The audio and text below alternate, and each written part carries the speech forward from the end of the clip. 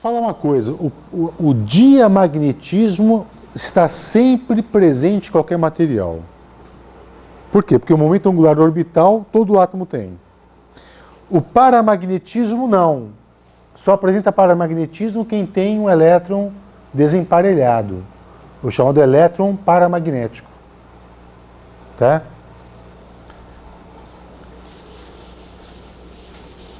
Por exemplo, eu sei que o cobre é diamagneto. Mas eu não sei os metais em geral, como é que eles se apresentam dentro dessa tabela. Daqui a pouco, na verdade, tem uma tabela aqui. Depois eu vou comentá-la com você. Bom, eu vou fazer um exemplo, que é o exemplo 6.2. Então, um cilindro de cobre de raio R muito longo transporta uma corrente uniforme I. Então eu tenho aqui um cilindrão de raio R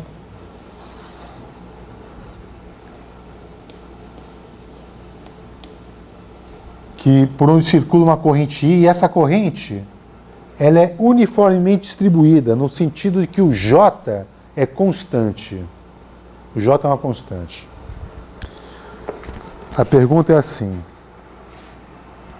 encontre H dentro e fora desse cilindro. Encontre H. Se ele perguntasse assim, encontre B aqui dentro, esse seria um problema complicado. Por quê? Porque apesar de eu saber como calcular H, já que vale a lei de Ampère, não é? Eu não sei como calcular M. Eu não sei se existe uma relação trivial entre M e H, por exemplo. Porque certamente esta corrente vai gerar um campo magnético, não vai?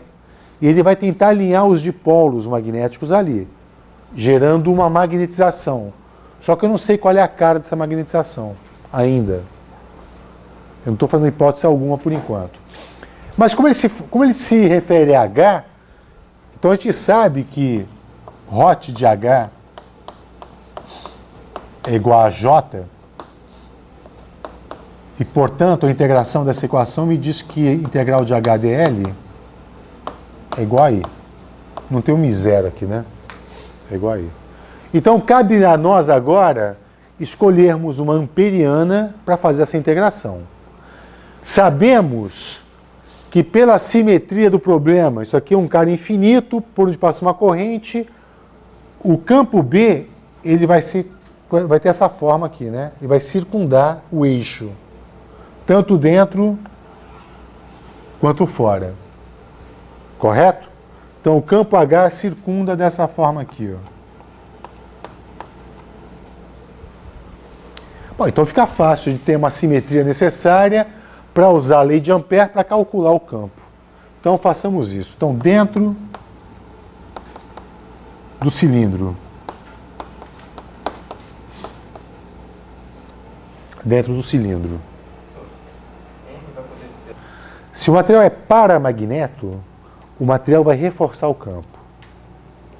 Se ele for um ferromagneto, ele vai reforçar muito o campo. Se ele for um diamagneto, ele vai tentar enfraquecer o campo. Só que ele enfraquece muito pouco.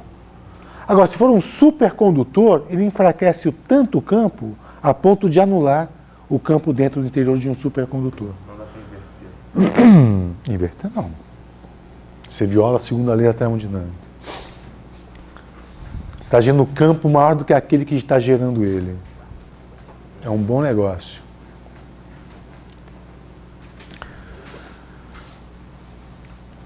Tá bom, eu vou comentar daqui a pouco isso.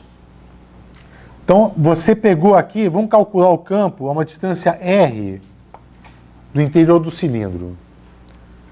Então, está dito aqui, olha, a integral de linha de ETL é igual à corrente que está atravessando essa superfície aqui, que não é I, é parte de I.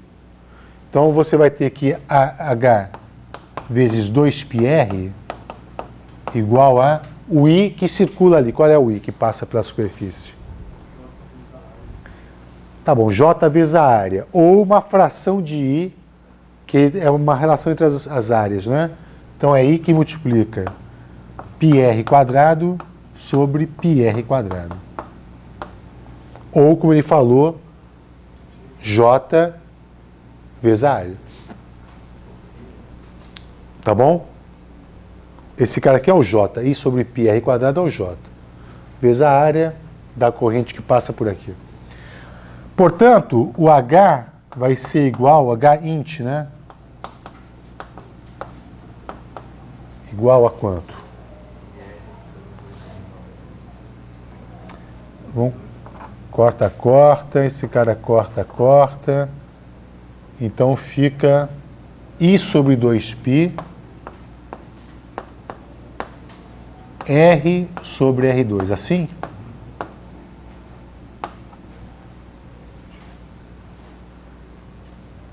É um campo que cresce, lá dentro ele cresce conforme você se afasta do eixo. Dentro do cilindro. Bom, fora do cilindro você está cansado de saber como é que é, né? Fora do cilindro,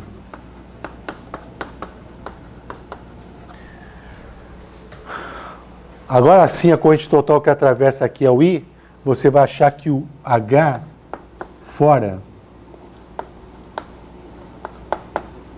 igual a I sobre 2π RF.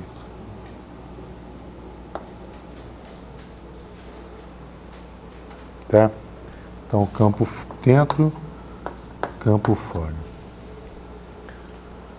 Tá bom? Então, agora eu te pergunto assim, vem cá, como é que este campo magnetiza a matéria?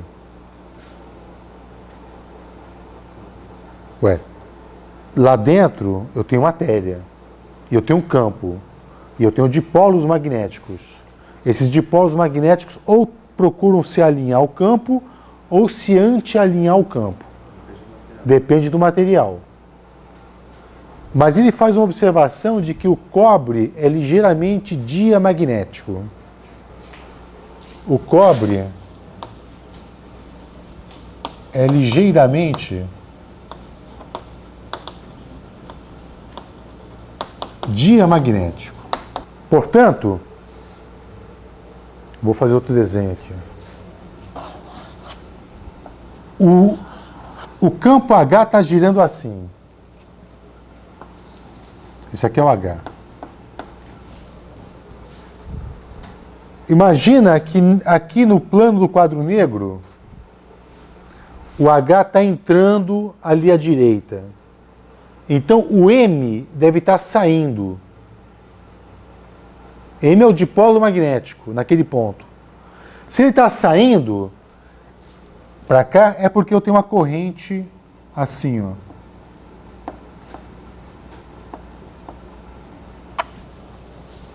Concorda? Então, os dipolos magnéticos estão se orientando dessa forma aqui, ó. Tá vendo isso?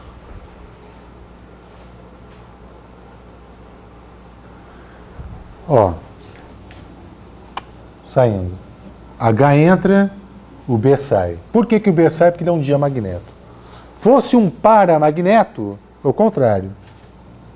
Muito bom. Na superfície, eu quero saber como é que é o vetor K. Ele sobe ou desce?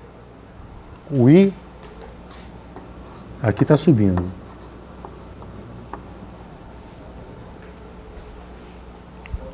Ele sobe. Por quê? Exatamente. Olha essa borda final aqui, ó.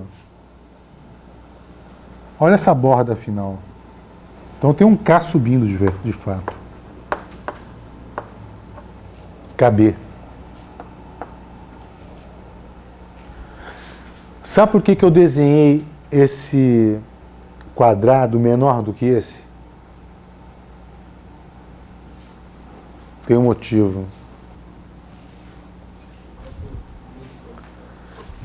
Tá certo ou errado o meu desenho? Campo cresce. Então, quanto maior o campo, maior o momento magnético induzido. Está errado o meu desenho. Então, na verdade, o desenho certo é esse cara aqui. Correto? Mais ou menos assim.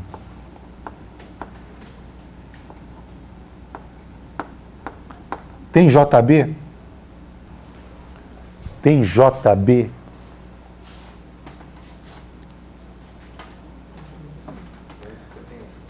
Tem rotacional de M. O M está variando no espaço. Repare que se eu pensar só nesses dois caras aqui, eu tenho mais corrente para cá do que para cá. Então eu tenho uma corrente JB descendo, né? Ou subindo. Descendo. Uma coisa curiosa, tem um exercício lá que é o seguinte. Repare que eu tenho JB descendo. Está vendo essa imagem? Não. Tenho KB subindo e eu tenho a corrente de bateria subindo. Só para encerrar, o H é para cá, o B é para cá, e como esse cara é um diamagneto, o M é para cá. Tá? Essa é mais ou menos os desenhos.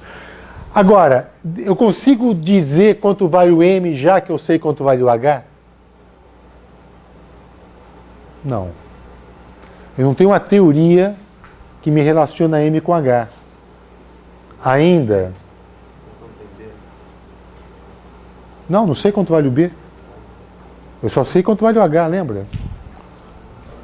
Não sei nem quanto vale B, nem quanto vale M. Se eu soubesse quanto vale o M, eu calcularia o B, mas infelizmente não sei. Não tenho uma teoria, porque esse cara aqui, eu posso agora fazer uma teoria de materiais lineares e dizer o seguinte, olha, o M ele é proporcional a H. Existem materiais assim? Claro que existem.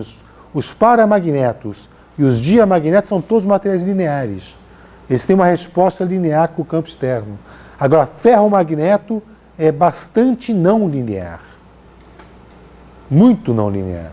Ele foge a esse modelo. Então, agora sim, eu vou falar de materiais lineares. Isso é uma aproximação.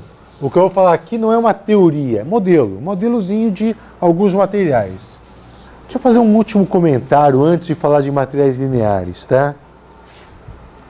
Materiais lineares que aparecem aqui. Um comentário. Comentário importante. Comentário importante.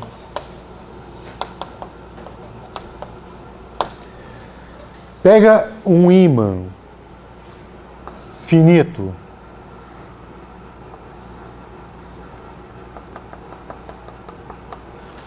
Digamos que a magnetização dele seja uma magnetização assim, ó.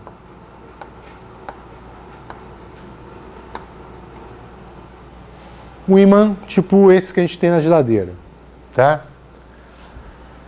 Ok. Quanto vale M aqui, ó? Não tem matéria ali?